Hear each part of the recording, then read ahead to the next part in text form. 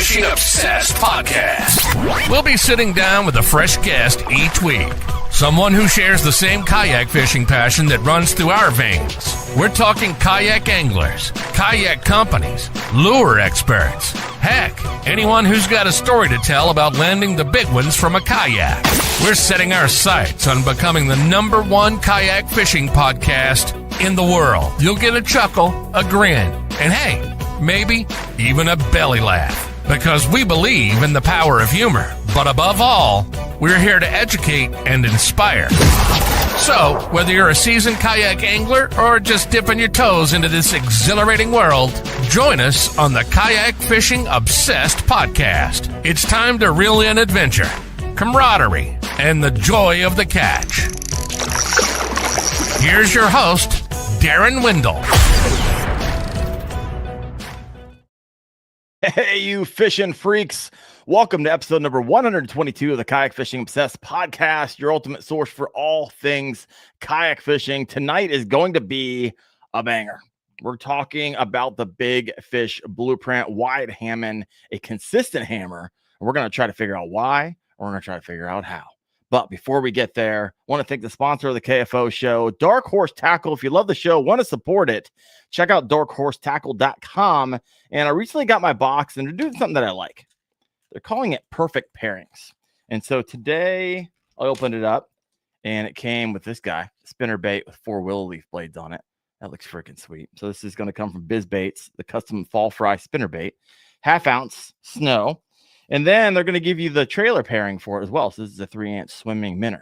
And so there's a variety of different pairings. Look forward to bringing more of those pairings with you. But head over to darkhorsetackle.com. This comes in their monthly box. Also, special thanks to a new channel member, Josh Myers. Thank you for being a channel member. If you're interested in supporting the channel, I got 3 levels. I got water heifers, hydrilla gorillas, boss hogs, all set up through YouTube.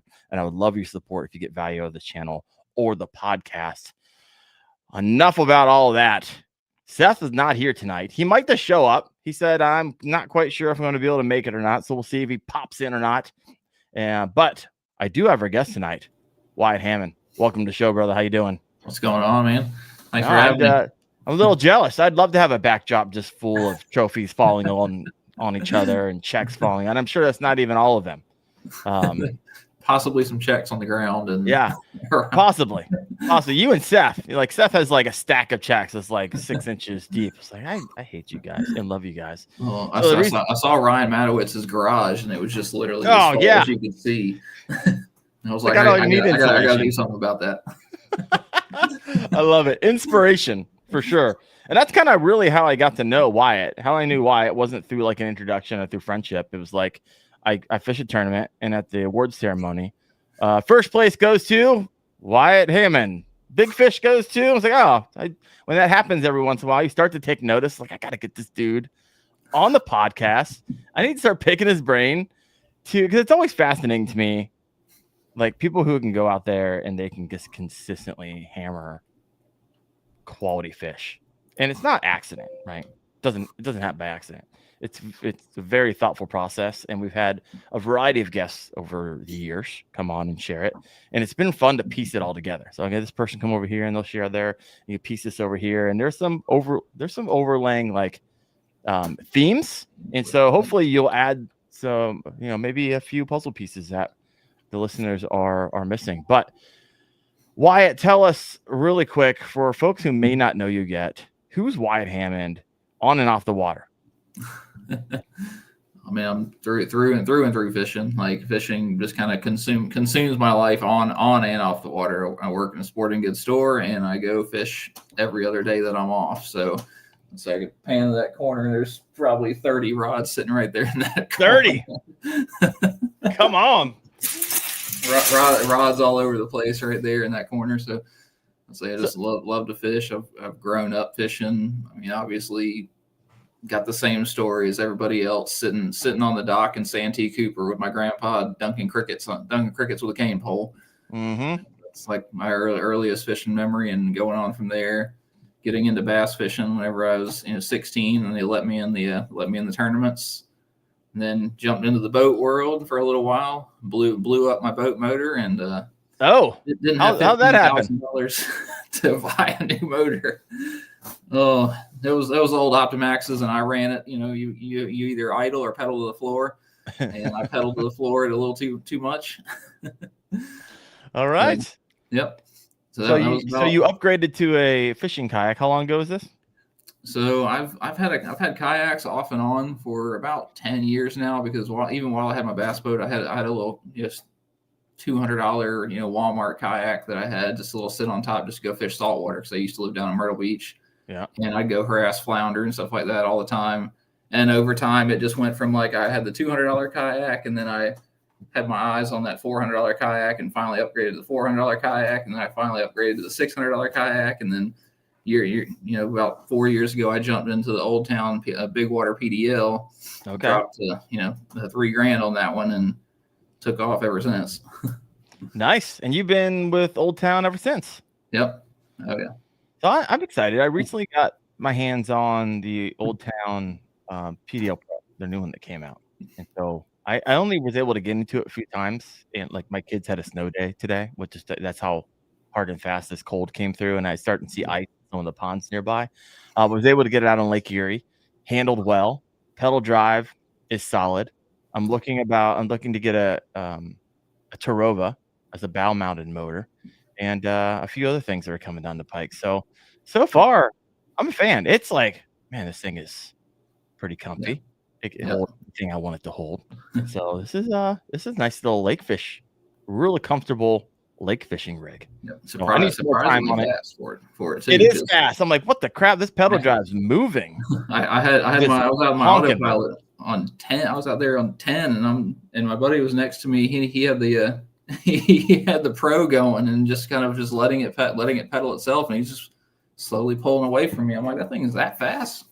Yeah. So do you still have you still in the big rig, or have you upgraded a few others? So I still have the big water. That's what I won the first KBF championship out of, and called Chickamauga and things. So I kind of got sentimental on that one. So I've still got that one floating around, and I use that one for saltwater here and there. I was actually out in it about a month ago. I want to say about a month ago I was out in it. I took it out. So got that one. I got the 120 Pro, and then the 136 autopilot is the tournament boat.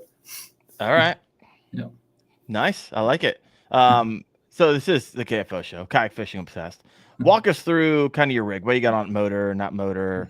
Like how's it set up, or something maybe unique to you that you don't see in a lot of other kayaks?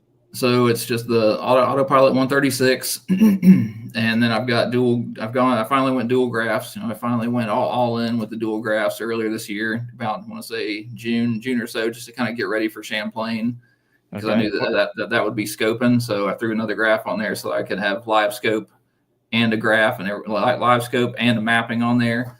So I kind of custom built. One's full mapping, the other's full out. You don't share screens, just one on one. Right. No, I tried sharing screens, and it just crosses my brain. So I've got one for maps, one for live, or I'll have one for maps and one for side scan. I thought it would be cool to have like 10 inches of left side scan and 10 inches right, but I couldn't wrap my brain around it. It stretched everything out too much and just looked weird to me after staring at that screen for 5 years.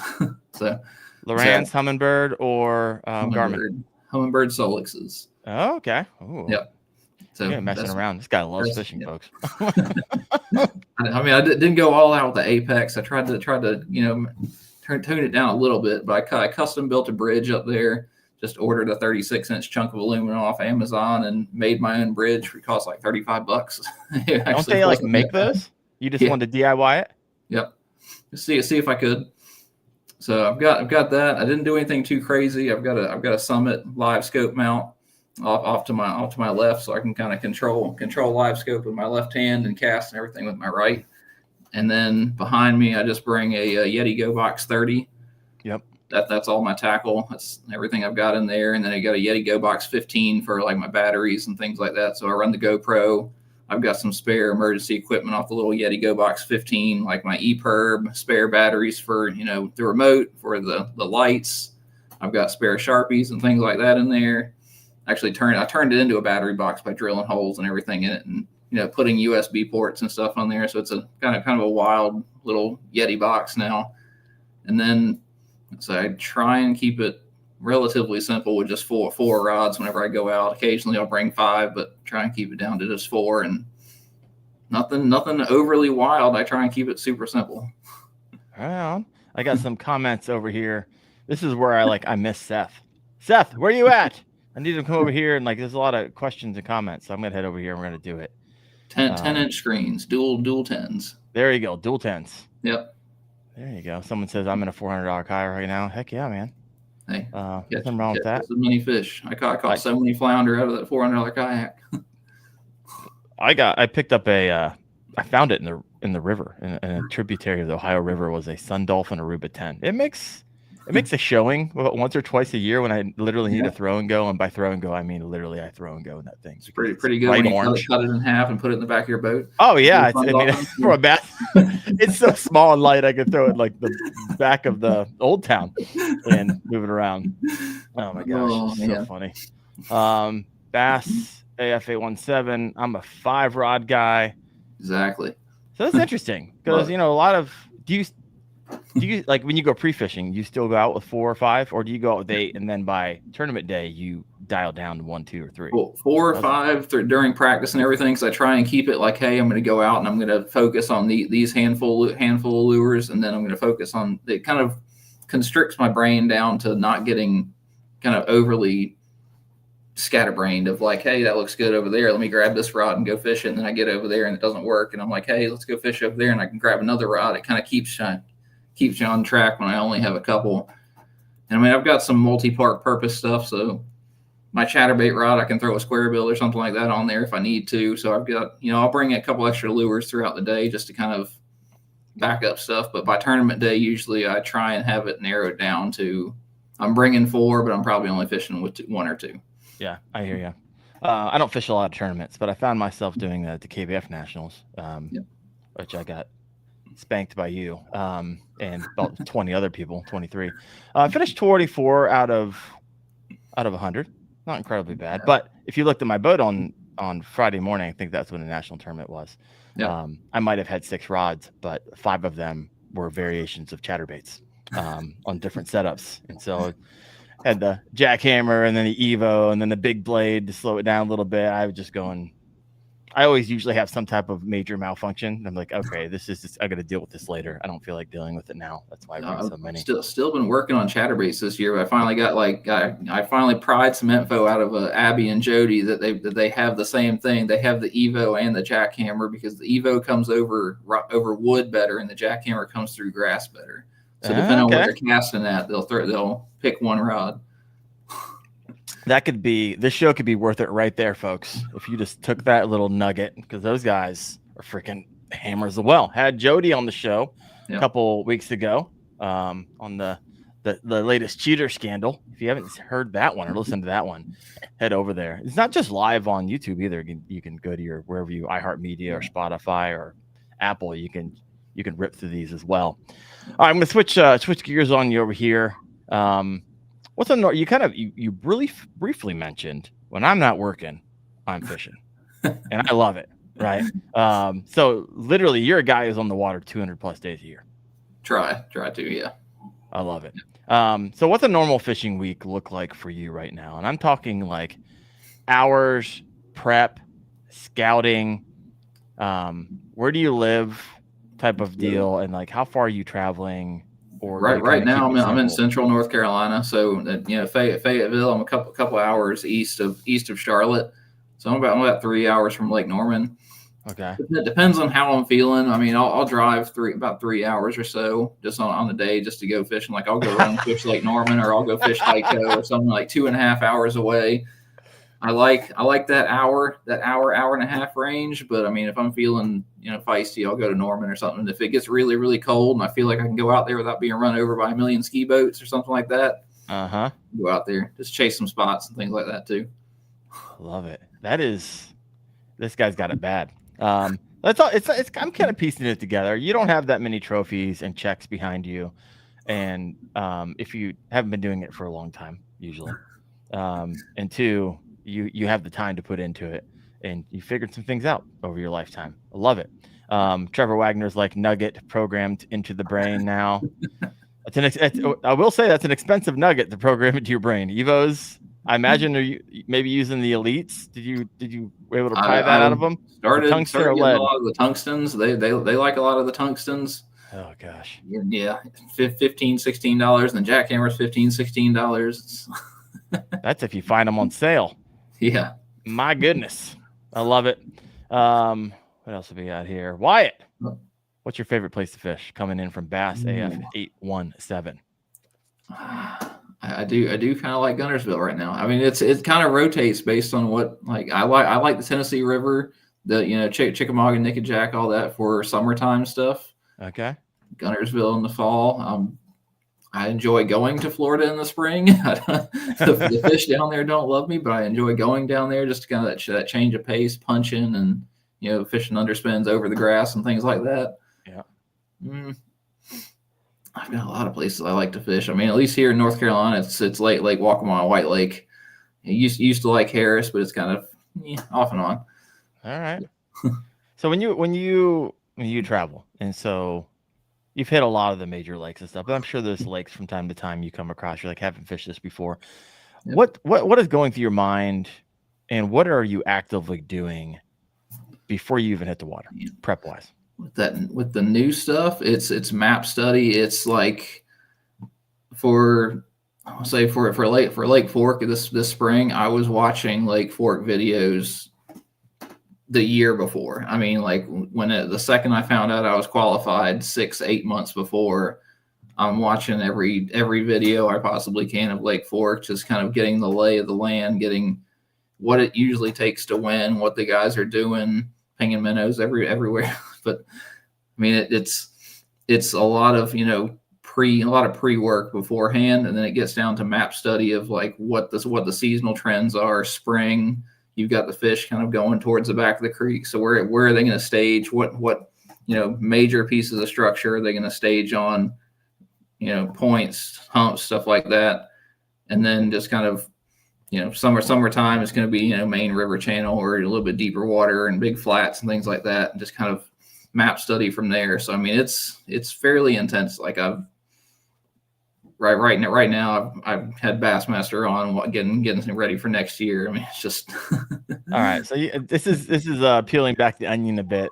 Like I said, does not happen by accident. And for those of you who are listening in, you can't see the blue Lake Fork trophy sitting right behind Wyatt as the champion for 2025. So congrats on that win, my man. But that win didn't happen on that day specifically. It started a year beforehand, you're saying. How many hours would you say that you just watch video on Lake Fork? And I'm serious. This is really fascinating to me.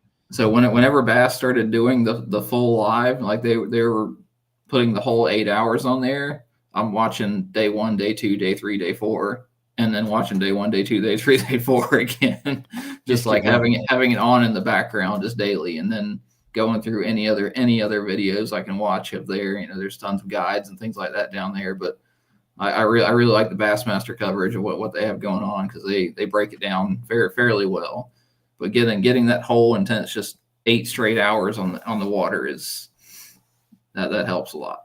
So hundreds of hours, yeah, just in video watching. Not even like map study. You're not even to map study. Yep.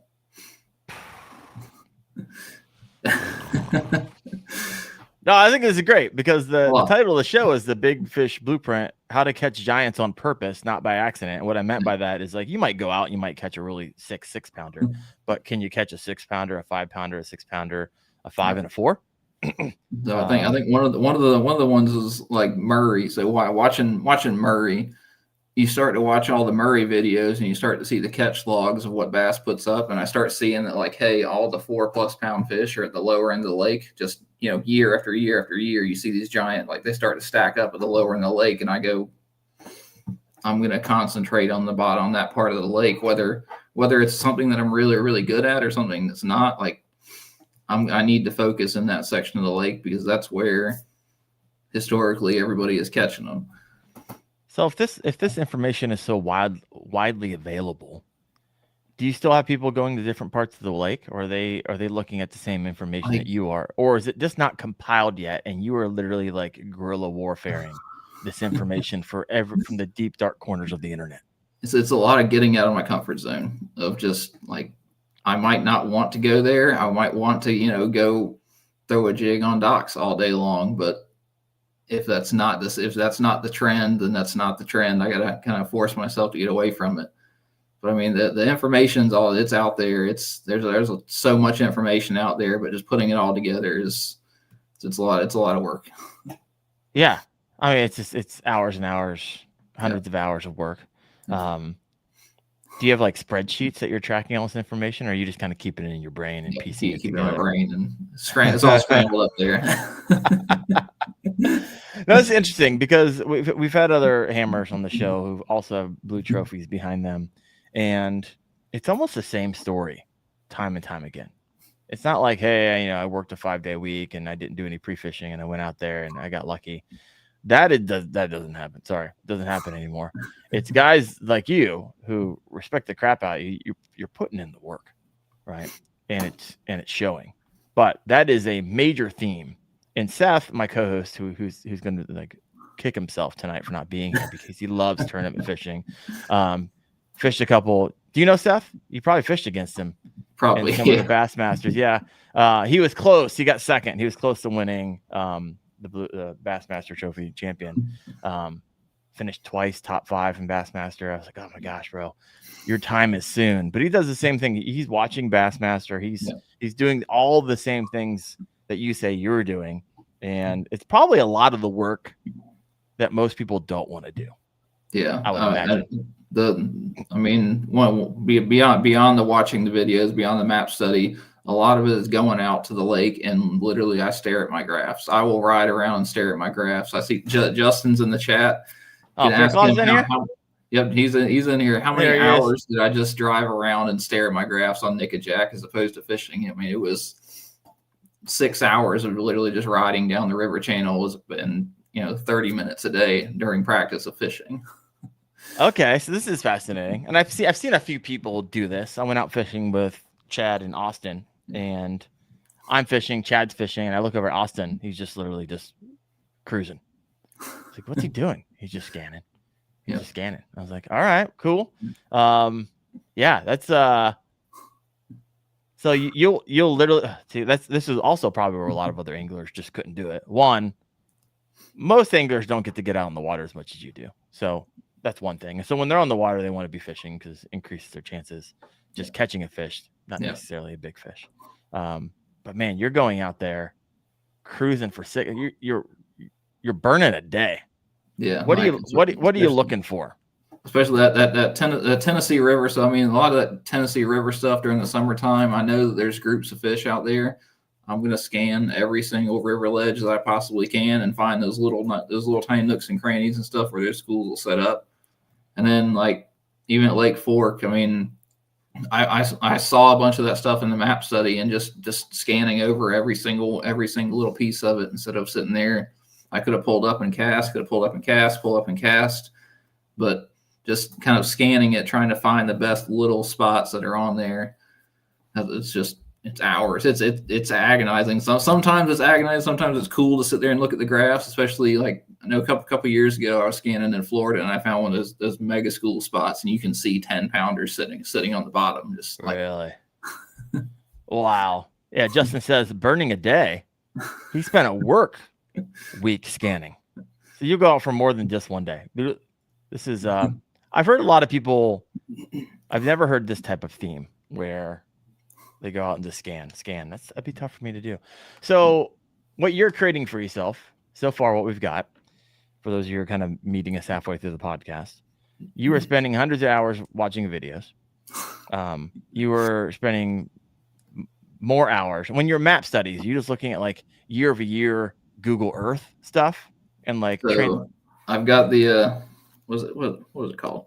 The One Boat Network from Humbird. And it's got the maps, and of course it's going to block it out on there, but it's got the maps and everything. I can pull up the maps of most of the bodies of water around here, and I can just sit there and I can just stare at maps all day on my phone, scroll around and look at them. Like, let's see. Do you get any work done, or this is all you do all day? Just looking I at tell maps. people I get work done. Just not the work they're paying you for. Exactly. Like, I let's love see. it. There you go. There's your Lake Fork spot right there. Okay. Is that relief shading I'm looking at?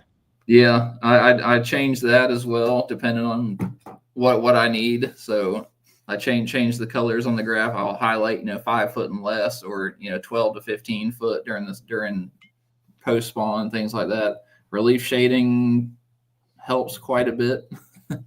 Okay. But yes, doom scrolling maps.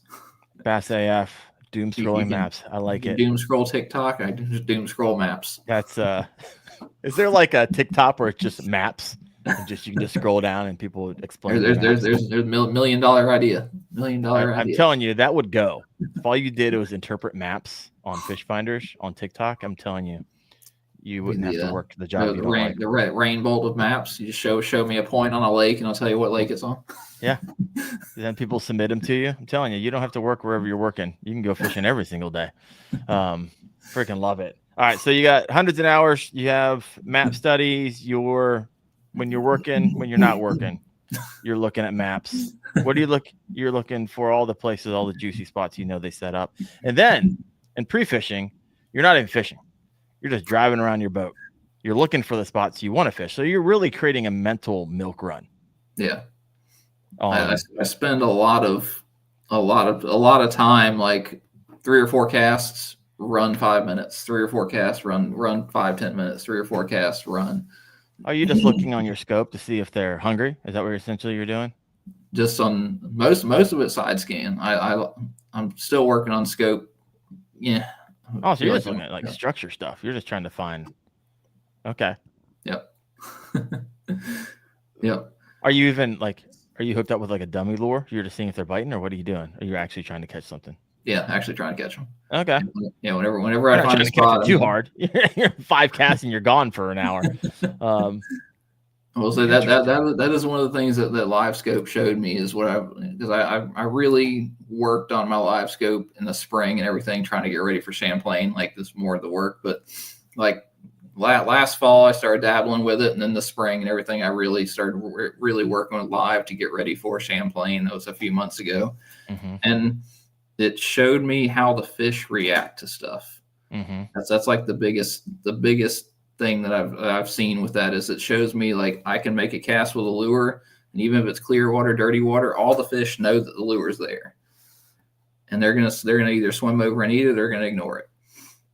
And you can sit there and you can try and make them eat it, or you can just go, I'm gonna go a couple minutes over here to another spot where I can make one cast and the fish is gonna bite. All right. So let's stay here for a minute, because I just picked up Lowrance's Eagle Eye 9. And so it's kind of what I call budget forward-facing sonar. And there's a variety of things it does and a variety of things it doesn't do. But nonetheless, you can see stuff down there. I think that's freaking sweet. You use it, learn it, time on the water. 100%. And so my question for those who are thinking about maybe dipping their toes into the cheaper version of FFS, what is that process like? Because it sounds like you just went through it. And so it was a lot of, like, I expected, watch bass, you watch Jacob Wheeler throw a minnow, and he sees a spot, you throw a minnow, he immediately catches a fish. Immediately, every time. That's not what it, like, I'm sitting there trying to figure out, like, it's a lot of hours of, like, is that shape moving like a bass? Is it swimming like a catfish? Does it look like a crappie? And then if I throw a lure at it, 99% of the time, it's just going to watch it go by and not do anything because they're carp. But once I started catching bass on it, it started showing me, like, how when you cast a lure onto a point and there's bass on there, or you skip it under a dock and there's bass under there, those fish react to it. Like, they know it's there. And you can kind of tell if, like, you'll see a couple, like, if there's a bunch of fish there, you'll see some kind of reaction. If they're carp, they don't move or anything like that. If they're bass, they'll kind of notice it. And you can see them kind of move a little bit, or they'll angle each other. You can see them turn. Yeah. And they'll kind of know that it's there. And you kind of start to pick up on, if I throw a lure in there and these fish start swimming towards it, well, eventually I can probably get one or two to bite. If they swim over there and they just stare at it for a second and then they swim off, I'm not going to sit there and mess with those. A lot of times, those fish that are hungry, you're going to cast a lure in there. It's going to hit the bottom. Those fish are going to come over and hit it. So I've heard this happen. I was actually speaking with Austin Hoover, who's a menace. Live scope, yeah. With live scoping, an absolute menace. And he was like, when I first got it, I don't know if it was him, but we were having a conversation. He's like, some guys will spend an hour. Oh, they'll spend an hour going after the one fish. Yeah. He's like, now I don't cast no more than 5 times before I'm moving on. Yep. And so that's what you're saying. It's highly, what you're saying, your odds would go significantly down. Yeah. If you can't get them to bite on a couple different variations over a period of 5 casts, just move along. And so you were reinforcing that. Interesting. Yep. So if I'm throwing under, see, I've had luck. So riddle me this. I've had luck. I'm going Fish Gunnersville, a lot of docks, and these docks have nothing like up here in Ohio. In Ohio, I throw a lure under a dock, and the dock is literally just the gang plank. Yeah. Right. There's like you fit like 17 boats inside of these. These things are huge. And so I'm thinking, I cast a lure. It's so, if you guys are fish gunners before, like all these boat owners don't want you fishing on their docks. So they always drop these like grates and try to they're trying to reinforce it with wood. And so I'm like, sweet. If I see a hole that's maybe twice the size of my lure, I'm going for it. Yeah, I'm just going for it. It's like you're now just challenging me. But of course, usually the place you can get in is where the boats go in and out, because a lot of times those metal grates are rusted out or whatever it is, and if you can skip well, you can get it up in there. But what I found luck with was if I go over here, fish that main area, then I go around to the other side because they're so large, and I fish that area. Like sometimes I'll catch one on the back side.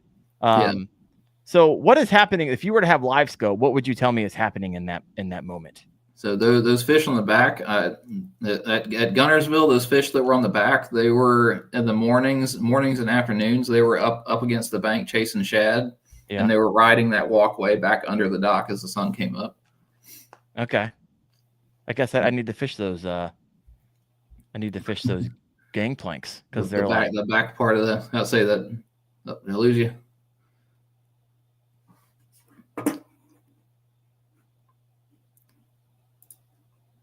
I think we lost him.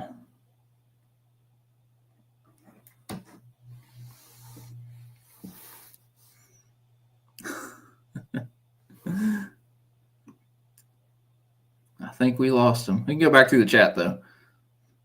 So I saw water clarity question, backwoods. You had the water clarity question. I stick with kind of brown, black and blue for the most part. Brown and black and blue. I don't really know how to explain it super well, but if I can see the lure, 1.5 foot, 2 foot down, if I can see into the water a little bit, I'm going to go with brown. I'm going to try and get away with brown as best I can. If if there's about 1 foot or so less, then we're rolling black and blue. Are you back with us? I thought everybody was gone. I'm surprised you're even still on here. All the juice. I saw my shot, and I just dropped all the juice on everybody while you were gone. Dang it. Now I got to go watch it. Oh, I'm sorry. Like you went blank. I went blank. The whole StreamYard shut down for me, and I came back, and you're over here sharing nuggets. I took over the stream. Hey, you know what? You could have taken it. I would have been fine. My gosh. Sorry about that, folks. What were we talking about? I figured we were. Oh, you're talking about the gangplanks. Yeah, I don't ever fish the long ones, but it sounds like in the morning as they're making their way, that makes sense. Yep. I just had the video 2 days ago, day or two ago. I just dropped the video of the national championship. So it's there's a couple docks in that one. I'm sure. Wyatt, when live scoping, what's your go-to lure? Which minnow are we coming in from? I don't usually minnow too much with live scope. I'm throwing bottom fishing stuff. I mean, if I'm throwing a minnow, it's those Z2s and the freeloaders and things like that. Mm-hmm. I do like the little Oshikar, the little spin heads, the little ones that have the blade at the front. I do really like those and underspins just because they show up really, really well on live. I don't throw a minnow too often, actually. And we lost him again. Yep, not too much on the minnow. I live scope bottom fishing stuff. I like to live scope bottom fishing stuff. I'm usually scoping at least what I usually use it for is like less than 10 foot of water is what I'm throwing the scope. It's enough water where this fish can follow it right down to the bottom. I'm sorry, folks.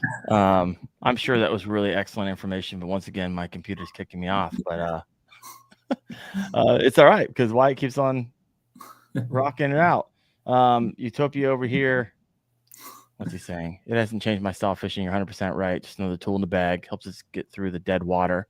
Yeah. Like eliminating spots where you see no fish. Yep. Live scope. Hasn't changed the way you fished. Now, have you noticed? Because I had Fluke Master on last week. Have you noticed once Live Scope came out, are you not fighting so much for spots on the bank and on the docks because all of the boats, especially on a lake as large as Guntersville? At Guntersville, I didn't have a single boat in front of me most of the days. I could go fish whatever dock I wanted. And I was back in a pocket, fairly popular, accessible by boats. And I maybe saw one boat. And then I was driving over the causeways and I'm looking out to my left and looking out to my right, which I would just imagine they're fishing the channels out in open water. And I think I counted 15 boats staring down at the screen. Yeah. And so Fluke was like, I love it. I got all my spots back. I don't have competitions for all these honey holes in shallow, which most people, more shallow, which a lot of times is where kayak anglers are fishing. And so that's what I had everything turned off. I had everything turned off by that point. I turned my sonar off. I turned everything off. I had the maps on my screen, but I had turned everything else off and was just rolling by that. So have you noticed, and I've heard this from some people, and I always like to ask it for those who run the sonar, especially for the larger fish, do you ever notice when you scan them, they're picking up on those pings? Side scan? I've been here before, and I know how this ends. Side scan? Not really. Not side scan. More live scope? Yeah. I think once you get close to them, within like 30, 40 feet, okay, they start to tell. I mean, but you still have the fish chase it all the way to the boat and eat it right at the boat. So I think it's a mix, but yeah, I'd say 30 or 40 feet away or so. You're saying yes. Yeah, definitely a different chirp. All right, interesting. Yeah, Justin, how far into the docks were you catching? Which I have a feeling this is a softball question just for you to answer him because you guys are teammates, right? He knows how far into the docks you were catching them. But 2 inches under the dock. 2 inches of water. They're just sitting there. I just bouncing it off the side of the dock and just letting it fall. And if you hit the pontoon, even better, just let it fall right there. Yeah. Oh my gosh. I heard a few bangs some mornings. Like, oh, I wonder where the angler was. I know where they're at now. Oh my gosh. So to answer that question, how deep were you catching them in? How far into the dock? Were you skipping or deep? As far as you can get it up under there. I mean, 100%. 20, 30 feet up under it. Yeah. No, I hear you. I was skipping a Senko under there, and I as far as I can get it back in there. And I had one. Can you get them out with the Senko? That's the question. Well, when you run straight braid, you can. I was running fluorocarbon leader, and I lost one. It took me off from the docks. The other one, it went to one dock. I had to finesse him out. He went to the other, the pylon, had to finesse him out. I got him out. He was a 20, which was pretty good. There's only 35, 40 20s caught that weekend through 100 anglers. So not too bad. All right, if you got a question for, I figured the same place you were. Yeah. Side scan, I like structure. I'm looking for structure. It's hard to see fish on side scan. I'm looking for the stuff because I run my side scan at 90 feet, so 90 feet on each side, and you're looking for a fish that's 16 inches long on a screen. This fish is only going to be yay big. So I'm looking for rock piles. I'm looking for a different thing on whatever I'm scanning. All right. If you got another question for Wyatt, go ahead and throw that in the comment section. I'm going to move down. Carolina our rigs, here. can't do it. I can't do it. I can't fish No? that slow. Let me see here. Here's a couple questions I have for you. What do you think one of the most misunderstood things about big bass behavior is? What like you're sitting around, or maybe you even hear it in the comment section, or you see videos on it, and you're like, I just don't think that's true in most scenarios. They're going to take the best piece of structure every single time, and you like a lot of times you're going to get in there after them. Like you have that gigantic lay down, and people like to fish, around the outside and stuff like that. They're going to be dead center of it. They're going to be inside that. At least out there on Gunnersville, where there's tons of fishing pressure, those bigger fish were dead center of that heavy cover. And so this is interesting because most anglers, they're like, nope, not doing it. I'm going to lose it. I don't have to hung up all the time. It's not fun to fish, but on those places with that super heavy fishing pressure, those fish they're gonna push back in there. So when you say the best piece of structure, that was one. Yeah, one piece. What are the places that most anglers aren't willing to go? One, a lot of anglers, they can't skip. They don't know how to skip. I found out, which is really interesting. So skipping docks, they're also throwing to the outside pylons where everybody else and their mom is throwing. I was going around to the backs of a lot of the docks. Yeah, call the boats. They just run the fronts. Yeah, skipping up under from the back, and I was catching a lot of good fish doing that.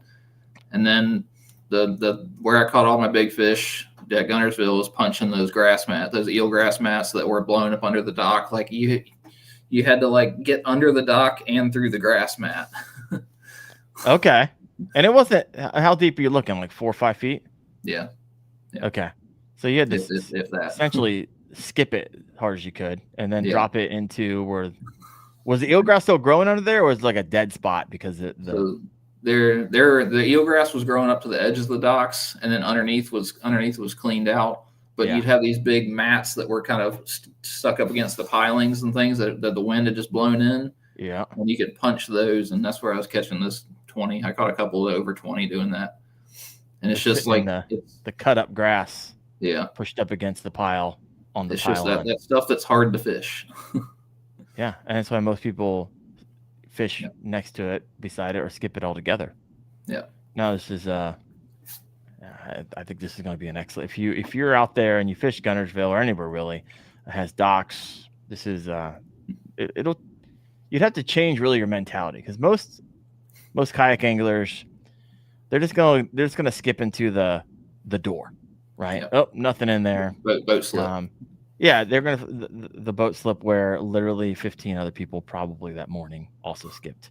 And so it takes time. And if it's windy, it's a little bit irritating. Go all the way around the other side, and go all the way around to the back of it where it's this deep, and you're 100% in eelgrass. And if you got a pedal drive, it's like, oh, here we go again. And you just keep do that. There's, you got to do it twice for each dock potentially.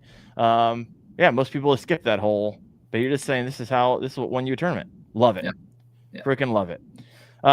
Any other misunderstood things about big bass behavior that you're like, hey, you know what? This is not what I've seen. I'll say somebody threw it in the chat. Throw a big bait. I was talking to like years and years and years ago, whenever I fished the co-angler side, one of the clubs in South Carolina, whenever I was growing up.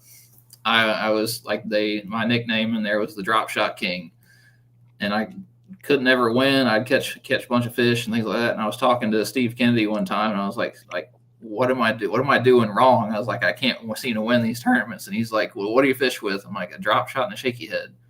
He's like, well, duh. He's like, throw something bigger. Okay. So catches big fish, but upsized lures. So what are you? Let's talk a little bit more tactical into some of the lures that you're using. You were punching, and so he's got a handful of them. All right, this is some of my favorite times. What's the juice that they're catching in on? Handful of jigs right here. Sorry. So do you make your own jigs, or do you have a favorite company? Jigs. I make my own jigs. I used to buy mop jigs, but I make my own. And then what did you used to buy? I used to buy the Buckeye Lure mop jigs. Okay. But I make my own now. All right. I thought I had it in my dark horse tackle. I've received things And from Buckeye. what else have we got for the for Tennessee River? All right, so go back to your jigs. Walk us through, like, you make your own. Is it wire tied? What type of rubber? Is it living rubber? Walk us through your mindset on the type of jig that's perfect for your style of fishing. And for my stuff, I hand tie them all. I use living rubber. Let's find a good one. Let's see. So one that I haven't beat up against all the docks. There we go. So I hand tie it. I just use braid just because it's kind of you can wire tie it, but I like putting that little bit of flash of blue on there, just personality. Gives a little personality. All right. And then so it's living rubber with a crayfish color skirt. I'd say just a little bit of orange, a little bit of green in there, a little bit of red, kind of works for everything. I've got a gigantic hook on there. That is massive. The biggest hook I could find is a 5/5 hook. I mean, compared to like a little 2 or 3 let's see, they show up here. All right, a little 2 or 3 probably not, but the biggest. Try putting your hand behind it. A lot of times that'll help show it. The biggest hook I can get on there. Let's see. Yeah, I can't see it, but like a little 2 versus a 5 Just the biggest one I've got on there, 1/2 ounce, so that I can skip it up under docks. Mm-hmm. And then, like I was saying on the last podcast, the vertical line tie, having that line tie straight up and down makes it roll across wood and everything a lot better than a horizontal line tie like that one right there. So you've got, here we go, horizontal versus a vertical. Looks like you had a pontoon with the one on the. You're right. One or two. We got a couple teeth marks on it. I love it. Yeah, I've got the one on Gunnersville with, what I one on Murray with, and then what I one on Fork with. All right, so you're a jig fisherman. It's quite a bit. Jig on docks, jig in heavy cover, jig on live scope, jig on ledges, and any of that stuff. Anywhere I can throw it. Football jigs in deep water, and then that jig anywhere else. I love me a jig bite, so you don't talk me too much into it. If you had to, if someone was like, "Hey, you're fishing tournament, you're not allowed to make your own jigs for whatever stupid reason," which ones would you buy? If I had to buy one, it'd be the Buckeye mop jigs or the greenfish. What is it? The big rubber. I think it's the big rubber jig. Okay. They make a skipping jig, but it's got half a skirt and it kind of gets a little crazy.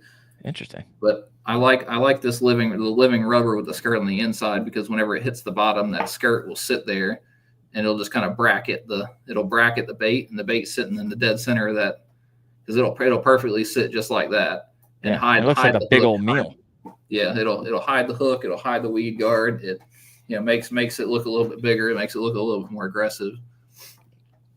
Yeah. Now, Gene last week, 2 weeks ago, actually, he's like, he uses living rubber as well. And so it's interesting. Yeah. Maybe another tip in there, some themes that we're seeing. Squirrel fishing guy. Good tip on vertical and horizontal.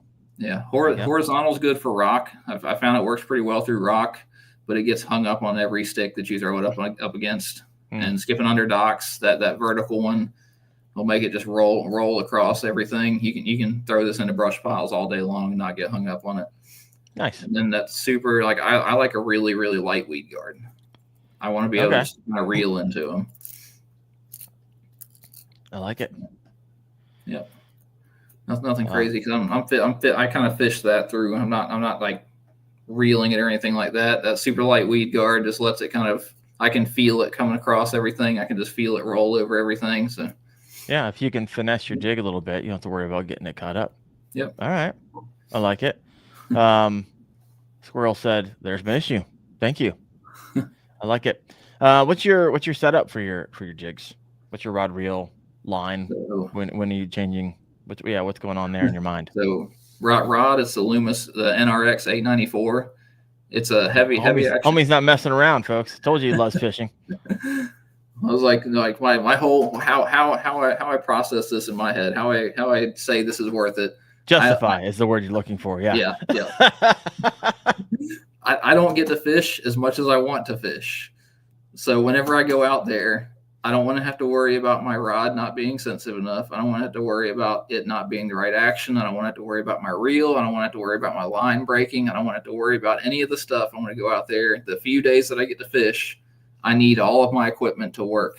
100%. The few 100 days I get to fish a year, I need it to work every single time. That is the best justification I think I've ever heard in the world. In fact, I need John all Molnar, that stuff to work. No, I love it. John Molnar break off a fish. I'm gonna be mad because that was my one or two or 100 days that I get to fish. Yeah. It's so good. John Molnar said, Wyatt, ever think about selling your own signature jig? Because I got a credit card my wife doesn't know about. Hey, there you go.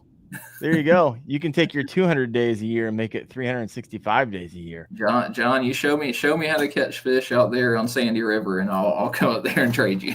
There you go. Trade jigs for information. So the NRX 894, it's a fast, not an extra fast, heavy action rod. Extra fast is nice, but for a lot of that, where you might be setting the hook kind of hard close to you, I want it to fold a little bit more, so just a little bit more give on there. Because extra fast is nice. It might whip the jig a little bit faster. It might be a pinch more sensitive, but I need, whenever I set the hook and that fish is 10, 15 feet away, I want the rod to actually fold over pretty well. And then reel is just a Shimano Metanium 8.3. You aren't messing around. Yeah. Oh, gosh. I didn't go. One of the most expensive combos I've heard of in a while. My gosh. And then the 20-pound Sunline Sniper for the not surprising. under docks it was 20. Every other time I throw 16 on my jigs. If I can get away with 16, I'm gonna throw 16 on a jig. Oh, whoo. Michael Bradley, bougie. Hey, he doesn't want one of those 200 days to be his. I don't want to waste any of those days. Curvin H6289 says Wyatt can't fit all of his trophies in frame. What a problem to have. My gosh. As you said, are you like rod brand loyal, or do you have other rods you like utilizing as well in different scenarios? For my cranking and everything, it's the St. Croix tournaments. Okay. The St. Croix Legend tournaments, because they still have a fairly stiff tip where I can bump a bait, but they fold really, really well. So Shimano wants to work with me on making a good cranking rod. They can come on, Shimano, listen up. I'm sure they're just over here in live right now, just listening in, just looking for someone to sponsor, because I'm sure they don't have enough inquiries every second of every day. You never know. Yeah, never know. Yeah.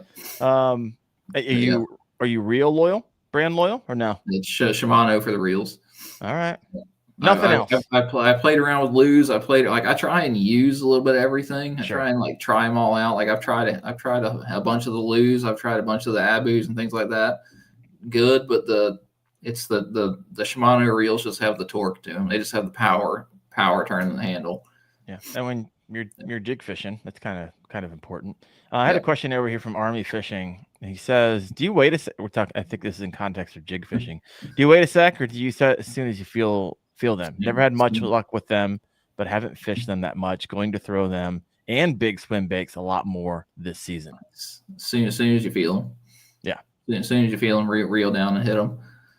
I don't like all my jigs don't have that super heavy weed guard, so I'm not cracking them as hard as I possibly can. I'm trying to do just a nice, good hook set into them, but yep. As soon as you feel it. All right, I like it. I'm gonna switch gears to some of the questions. Oh, wait a second. Let me go back. I remember you pulled up all your jigs, but you also pulled up something else. What other lures have been good to you this year? The 6XDs. I love the 6XD. I'll say that guy right there. So you fishing this in the main river channel? Is that what I heard? Yeah. Tennessee River Channel? So I had Chickamauga and then Nickajack this year. Okay. Yep. I caught a couple 20s at Nickajack earlier this year. And that guy right there, just a regular Tennessee shad 6XD. I found them on sale at Academy for $5, so I kind of like cleared the whole shelf. Oh wow, that is a deal. What do those run usually? Like 15 plus? They're like $7-8 now. Inflation. Oh, are they? All right, wild. that's not bad. That's not crazy. All right. So you like cranking, you like jigging. Would you say those are your kind of confidence areas, or do you have a couple others? Yeah. Yeah. I mean, So a lot of other people are throwing, chatterbaits, jackhammers, all that stuff. Just a few weeks ago on Gunnersville, you're throwing jigs. Were you throwing bladed jigs at all? For the Hero Cup, the final day tournament, I dropped the jig and everything and went out and threw a chatterbait. Just had some fun with chatterbait. Were you as successful or no? Still won. All right. Well, successful. That's right. Still, it was I was throwing the jig and throwing the jig on docks, and it was kind of that listening to the fish moment. I lost 6 fish in a row. Like they would either thump it and I'd miss them, or I'd set the hook on them and they just kind of pull off, and I'm just kind of going through in my head like what is happening here. And I cut it off and I sat down to retie, and I just was looking on. I heard splash and I looked off to my right and I just saw this school of fish blowing up like 50 yards away, and I was sitting there just thinking to myself, I'm like, those don't really look like small fish. So threw the jig rod down, picked up the chatterbait, went out there and caught like 90 something inches, 15, 20 minutes just out on that flat. You caught all those on that blow up over a period of 15, 20 minutes? Yeah. You couldn't take pictures and release videos fast enough. I didn't submit some fish. I was just take the picture, throw them back in the water, start casting again, and submit them whenever it was done. Oh, you're in right place, right time. I mean, it's one of those, like I've been listening to the fish a lot.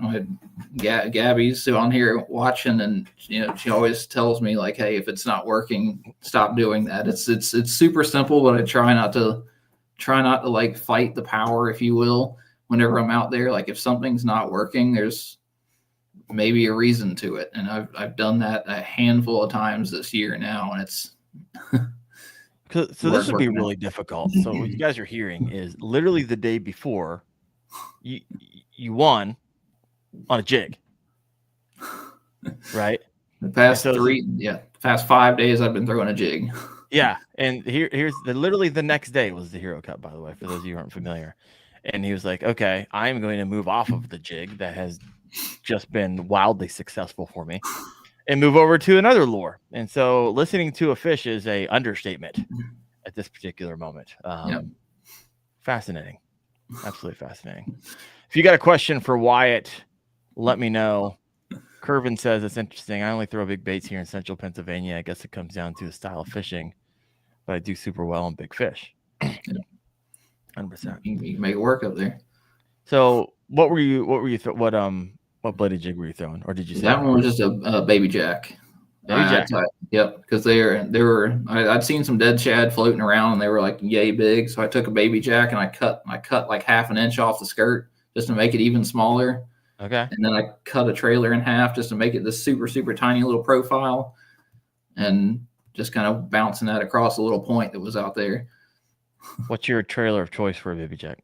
That one was the Zoom shimmer shad, something like that. Okay. Do you have does it really even matter to you, or you're just looking for the color? Yeah, just trying to match the color. Okay, so since you're a big jig fisherman, what are your go-to trailers for that? That one is the Max Scent, Berkeley Max Scent, the Creature Hog. Yep, 100%. You never use anything else, or you're like, that's it. That's it. It's on every single one. That guy right there, little Max Scent Creature Hog, super dried out, but that one right there, and super glue it on there if you're going to be skipping a jig. See, if you glue it on there, it'll last all day. I like it. Fair cloth out. So good stuff tonight. Let's see some of these questions here. Here we go. Steven Sturgeon's got a question for you. He was down at the KBF Nationals as well. Met him for the first time. Good guy. Questions for you. Wyatt, have you ever tried reels that don't have the adjustable drag? The Ardent reel. I haven't tried it, but my drag's also kind of loose for the most part. It slips a little bit whenever I'm, I'll adjust it on the fly, but I don't want it cranked all the way down, because if you get that big fish that's trying to run, I don't want to rip that hook out. Got it. With your 5/0 hooks. I like it. Got to finesse it somewhere. Yeah, right. Bass AF. Very true for me last week. Didn't have a bite for 2 hours, made the switch, and boom, went from casting parallel to perpendicular to the bank.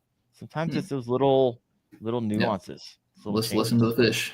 Listen to the fish. So when you say listen to the fish, it can be kind of mystical. In your scenario, yeah, you could just listen to them because they're splashing 50 yards from you. However, if they're not splashing 50 yards from you, how long do you usually have to be like, hey, I was slaying them on the jig for the last 4 or 5 days. Yeah. There's a trophy in my truck. What goes through your mind? You're like, put this down, try something else. I mean, some other different scenario where the bass aren't literally telling you, come catch me with their tails. When you've given it like a reasonable amount of time, I mean, I know like at Lake Fork earlier in the spring, I was sitting on that roadbed, and I was fishing just a little dip in the roadbed, and my first couple of casts I'd caught a handful of fish, and I'd lost a handful of fish. I lost one. I was like 23, 24, but oh gosh. I caught a 20, I caught a 22, and then I caught like a 14 or a 16 off of it. And then I didn't get another bite for like 45 minutes. And then, like, can I sit here and grind this out, or do I need to just start moving and try and finish out the limit and things like that? It's kind of like looking at the conditions around, like, is something changing? Is something changing around me that I'm missing that the fish are reacting to? So that at Lake Fork, the sun was coming up, and those fish were moving off of that point to kind of go suspend. And after about 30 minutes or so, after I caught my last fish of just not catching anything, I changed up and started moving. Okay. So 30 minutes. Is that usually you're like, hey, wait a second. Been 30 minutes. Like I need to change something, because if I pull up somewhere and I make a cast and I catch a fish, and I make 2 or 3 more casts and catch a fish, and I make 2 or 3 more casts, catch a fish, and then I don't catch a fish after 10, 15, 20 casts, and I like something in my head starts going, we need to start going somewhere else, or something needs to change, like a reasonable amount of time. I'm looking for, 5 fish a day that are solid keeper fish. So I've got an 8-hour day. So every hour and a half, I need to be catching a fish at the very least. Yeah. If I don't catch a fish in an hour and a half, then it's something drastically needs to change. But kind of timing off the last time that I caught a fish. I'm telling you, this is one of the juiciest podcasts I've had when it comes to tournament angling. No, this is good. There's some things that you're saying that I haven't, and maybe it's just how you're like packaging it, like as a whole. But it's a lot more comprehensive, I believe, that most people think. Like, you eat, sleep, drink bass fishing, and I freaking love it, because I warned you at the start. We're all freaks. We're all freaks. Here's a couple of questions for you. Let me see here. Curvin, I've got a question for you. Wyatt, do you throw jigs in the winter as well? How cold of the water would you not throw a jig, or downsize it, or would you downsize it? So I'm going to throw in a question there. It kind of goes away from, like, at least around here, the fish start to move off docks because they start moving into that little bit deeper water. So I'll turn into a football. It'll turn into a football jig, a half-ounce football jig, and I'll fish that down to 30 foot of water or so. And beyond that, if they start suspending or anything, then I'm kind of lost on where they go, or start blade baiting and getting into that crazy stuff. But I try and make it work as long as I can, because just I enjoy either the football. I enjoy the football jig time as well. All right, I like it. But, yeah, another question. This is a scenario question coming in from Michael Bradley. Grinder of a tournament, last half hour, you need that kicker to fill your limit. What are you throwing? He's holding it. That guy right there. You're heading to the docks. I mean, it was also in the I kind of go based off what I think I'm going to need for that day, what I think I'm going to need for that tournament is, and what I'm kind of geared towards. So I know on Gunnersville, I was looking for that 100 inches, like right in Gunnersville Fall, you're looking for 100 inches. If I catch a fish under 18 inches, it doesn't count. It doesn't, at least in practice, whenever I'm going out there, it doesn't count. I'm fishing for those 18, 19, 20-inch fish. Yep. So that just kind of helps narrow the thing. And whatever I caught those fish, those 18+ inch fish, or if I go somewhere where 16-inch fish is average, if I'm catching 16, 17-inch fish, that's kind of what I'm going to target and stick with. So whatever I'm catching those, those tournament grade fish on. 18 plus. You're not even counting the 17.75s. Yep. Because my very first day of practice out there on Gunnersville, I went and I threw a chatterbait a little bit. I caught some 14, 15s, chucked them back.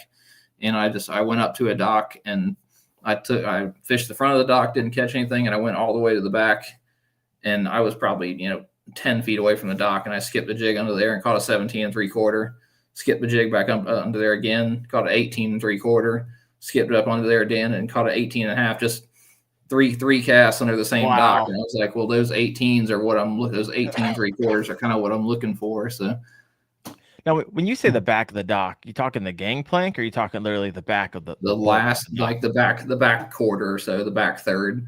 Got it. Yep. Got it. I like it. Kayak Jack, Marty in here. What knot do you use to attach your jig to the line? Palomar. I'm there with you. Bass AF said, I have trouble finding that kicker bass during tournaments. I can quickly catch my limit, but tend to bog down quite a bit. Guess I need to make a change sooner or move to a different area. I like it. That depends on, like, if you're sitting there throwing a shaky head and you catch your limit and you keep catching 14, 15, things like that, change to a bigger lure, throw it through that same area. Like if you're around this place, you can catch those bigger fish out of those schools. But like if you're down in Florida or somewhere and you're catching 14, you need to change a little. Like you're close, but you need to change a little bit.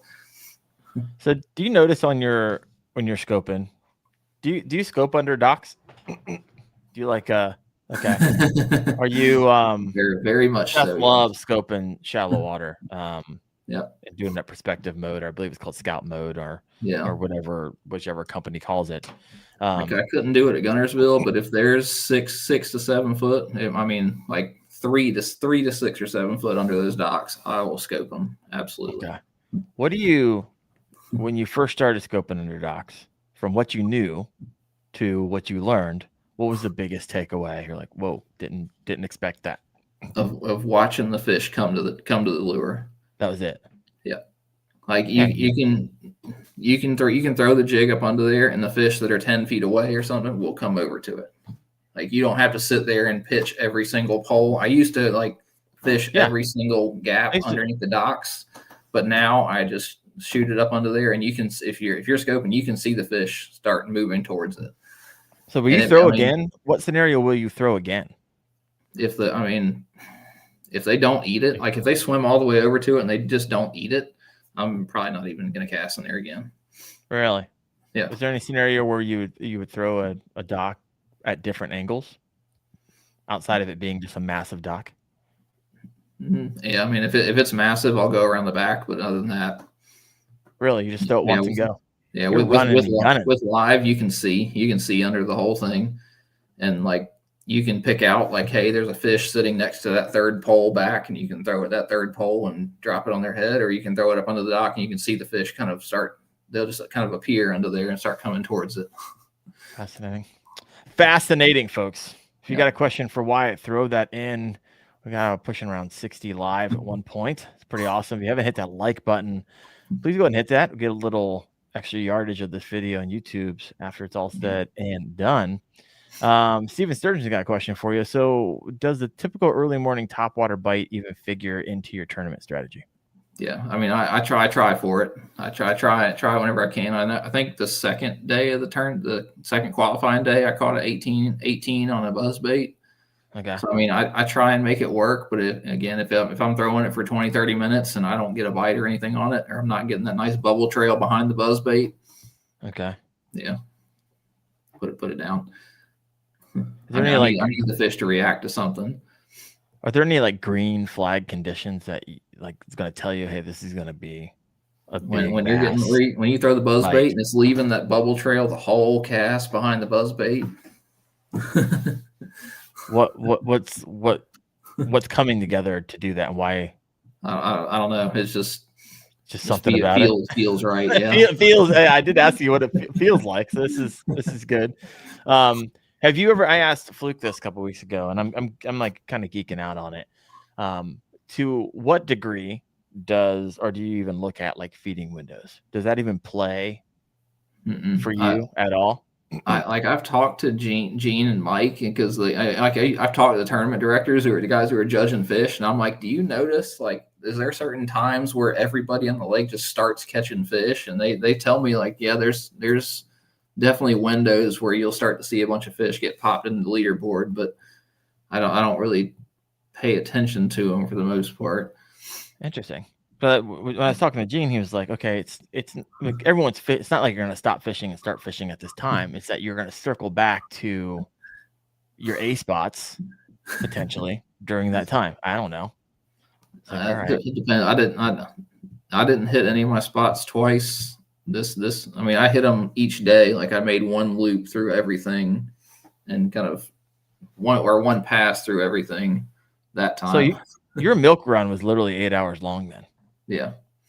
It was probably, I think it was an 8 to 10 mile stretch. All right. So this is fascinating because this is, I can't believe we didn't even talk about this. How many days did you scan? This past tournament, I didn't scan. You didn't scan? No. Once I fished. What's the reason for that? Where you just didn't have the time, or the lake better than most lakes? Like it's Gunnersville in the fall. I didn't feel like that any kind of offshore bite was gonna be. I figured it was gonna be grass, some kind of grass, some kind of like frog bite possibly going on, chatterbait bite going on, and I can't. I found a couple little cuts and things like that in the grass on a chatterbait, but I wasn't catching those 18-inch plus fish on it. So like I scanned a couple areas and I found little like bare spots in the grass where you could see fish set up to ambush shad and stuff, but I couldn't catch anything until that very final day. Everything I was catching was 15, 16 inches. So did you map study your milk run then? Like in your head? I studied it for docks. I looked for the largest stretch of docks that I could find on the whole lake. And literally you just spent you never fished the same place twice and you just went. I hadn't fished that stretch of that part of the lake before, but it didn't matter because you knew what you were looking for and you found. I just knew that like I'm gonna hit 200 docks in a day and I'm gonna come up with 5 decent fish somewhere along those. No, solid. But yeah, it worked. By the way, I love it. What would you say are some? I don't know. We kind of talked about it a little bit, but let me know if this sparks something in your mind. What are like some of the top 3 big bass locations a lot of anglers will consistently overlook that you've been like points, like dry, like point, just big giant flat points. Like they're out there. Give us an idea of a giant flat point. You talking 100 yards, 200 yards? Yeah, I mean just that quick access to deep water. They have to have quick access to deep water. You want a ton of bait fish around, and I mean just somewhere where those fish can go from their winter location to their spawning place in the shortest amount of distance, the shortest distance where they can go from deep water to shallow water. Got it. So you're looking for, when you're looking at your map study, you're looking for big flats and you're looking for, hey, where's the path to deepest water in the shortest amount of time. Yeah. And mapping it out. You just pick the points, pick the humps, pick the stuff that's along that route, and that's what I'm going to scan. So outside of Gunnersville, moving apart from that, what's your process for identifying those A quality versus C quality water? It's map study, scanning, and then fishing it. Because I mean, I'm gonna pick out. I'm gonna go out there and I'm gonna go say, check the 5 foot depth range, check the 10 foot depth range, check the 15 foot depth range, and wherever I start getting bit, that's where I'll put my little depth highlight on, and I can, just kind of map out the same areas. All right, I'm reading some of the comments over here. I like it. Wyatt tells fish when they're feeding windows. You've turned into Chuck Wyatt over here. Everyone's like, Wyatt tells fish when their feeding windows are. Bass start butting once he starts hitting the water. Actually, I literally had someone write, you were the sledgehammer, not just a hammer, the sledgehammer of kayak bass fishing.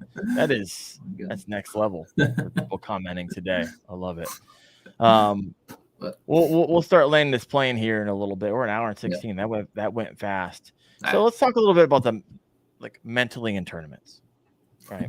And I even look back on some of the things I would have done differently mentally in the tournament I was in. I came out of the game hot, and then the bite died for me. And I was like, looking back with hindsight's 2020, you're like, oh, I would have done this differently and this differently and this differently, and potentially even almost mentally giving up. So I have a couple days. I have times like that, and like I said, Gabby, she kind of keeps me focused, because when skipping a jig and I hit the dock and I reel it in, I skip it again, I hit the dock again, and I skip it again, I hit the dock again, and like that third or fourth time, I'm just like, what am I doing with my life here? Like, what's happening? And I just kind of got to pause for a second. Do you ever find yourself? What are some of the things that you looked back on tournaments, maybe that you haven't won or got close to winning? Those are the worst. This is what I would have done differently. And what are the themes that in your own style fishing? Kind of like going too fast, going past stuff. So, I mean, I've had, what did I have? Brain fart on it. Was it Dale Hollow earlier this year? Okay. I was for the Bassmaster. I was catching fish off beds that I could kind of barely see, and they were 16, 16 inches or so. And I got super focused on catching all those bed fish and didn't notice that I was going over the larger fish, because I was sight fishing in 4 or 5 foot of water for those 15, 16 inches. Yeah. And if I had been looking at my graph, or if I had paid attention, that little bit deeper stretch of water is where the tournament was won. It was won. I was fishing 3 to 4 foot on beds. The guys that won were bed fishing in 6 to 8 foot of water. They were doing a lot of live sitting with beds. Yeah. Interesting. Yeah. Do you ever have issues with you kind of gave up too early? Yeah, I had a Kissimmee earlier this year where I found that Florida fishery where if you find the 15 inchers, you find those 14, 15 inchers, the males, the females are like that next step out in the deeper water, like they're coming in, and okay. I got sucked into those 15 inchers and just what am I doing here? And then by the time I figured it out, I think I caught a 19 and a half incher with an hour left. And it was just what? Live and learn. And for us, we just live and learn from your mistakes, which seem to have done pretty well for you. And so, man, I appreciate having you on. This has been fun. I got to get your teammate. Now, you fish with Faircloth, right? Justin for the TKS, yeah. That's your TKS. If you guys look up behind them, for those listening in, you can't see this. Championship on Lake Murray? That was Lake Murray. So we won Lake Murray and we won Nickajack this year. Which also make you are you the team of the year or no? No, that was Abby and Jody. I bet you came in second. Close. Abby and Jody, and then Russ and Paris, and then we were third. Got it. All right, top 3. You guys are just hammering out there. I love it. Let me see if I have any more comments from. Oh, here we go. Johnny Bennett. Do you do most of your fishing standing or sitting? I back and forth. I was standing a good bit I think I was standing the whole time at Gunnersville. But if I'm fishing offshore or anything like that, I'll be sitting down.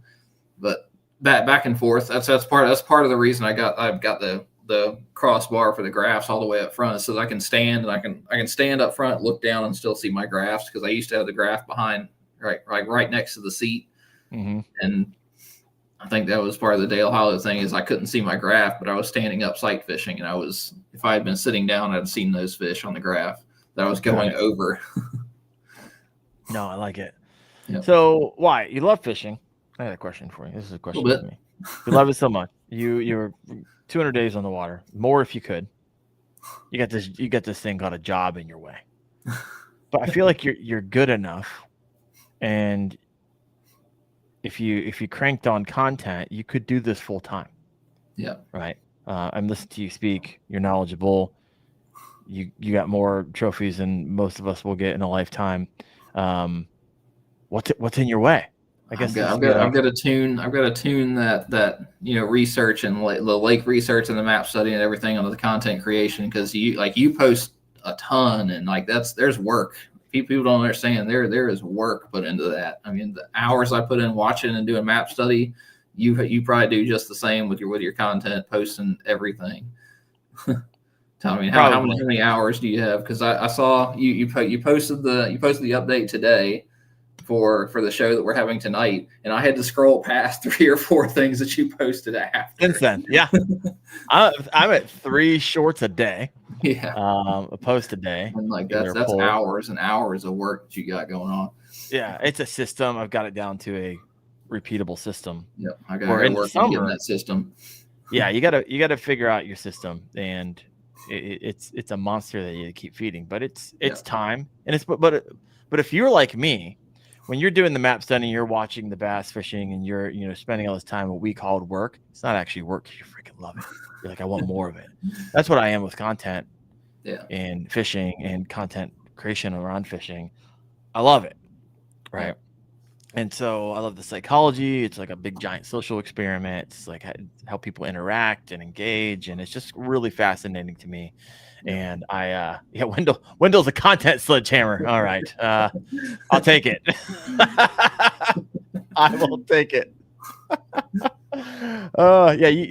Bass said you'd have to record and edit on the water. Yeah, it's like you almost got to pick your poison. What is it that you want to do? Because it's I'm not saying like you're taking time out of your fishing day yeah. And so do you want to be a really great tournament angler? Well, maybe you can't be a content creator and do this at the same time. Maybe there's not enough margin, or maybe there is. I don't know. But I don't know. I just feel like after talking to you, like you could do this. I think you can make a run at it, even if it was like a side project. And I know that you're doing it. So I guess this gets into my last question tonight. Yeah. Where can people follow you? Where can they learn more? Where can they connect? But don't get me wrong. You have the social channels. It's not that you're not putting any work into it. So, so where can we find you at? I've got Wham Fishing Instagram, Wham Fishing YouTube. Where I'll say I just posted the national championship the whole day. I think I missed 2 fish on there, but I got the whole day. I've got some tips and stuff in there on the YouTube channel, and then I'm going to be posting on Instagram as well. Both those you can follow me. I do have the Facebook, but it got hacked and I've lost access to that. But oh no way! What happened? It started there. There were a couple other accounts that popped up, and it disconnected my phone number from it, and it was just a mess to get back into it. But Instagram, YouTube, I've got those 2 going. So we're almost 1,000 subscribers. Oh, are you close to monetizing? I think little getting there. Close. Well, hopefully you get a few more followers today. And trust me, if you want to learn and upgrade your fishing, head over there. Actually, I'm not even sure if I'm subscribed, so you're going to get at least one more subscriber here in a minute. But love a fellow content creator, love a fellow angler. Hey, here I'm not. Usually, I'll go to someone's like page and do a lot of research before the show, but I had so many questions on my own. It's like we probably didn't get through 25 questions that I had for you, so I guess we're just gonna have you on again. We'll be back next week for part 2. There we go. See, Steven Sturgeon said he's subscribing after the show. Appreciate it, guys. 2. You got 2 more. I love it. Well, Wyatt, thank you so much. And next week I got New Canoe. I got the owner's new canoe on, and we're going to be talking, of course, fishing kayaks. And if you don't know a whole lot about that company, I will see you next Tuesday night, 8:30 p.m. Eastern on the Kayak Fishing Obsessed podcast. Wyatt, thank you so much. Thank you for having me. Yeah, I'll see you. All right, y'all.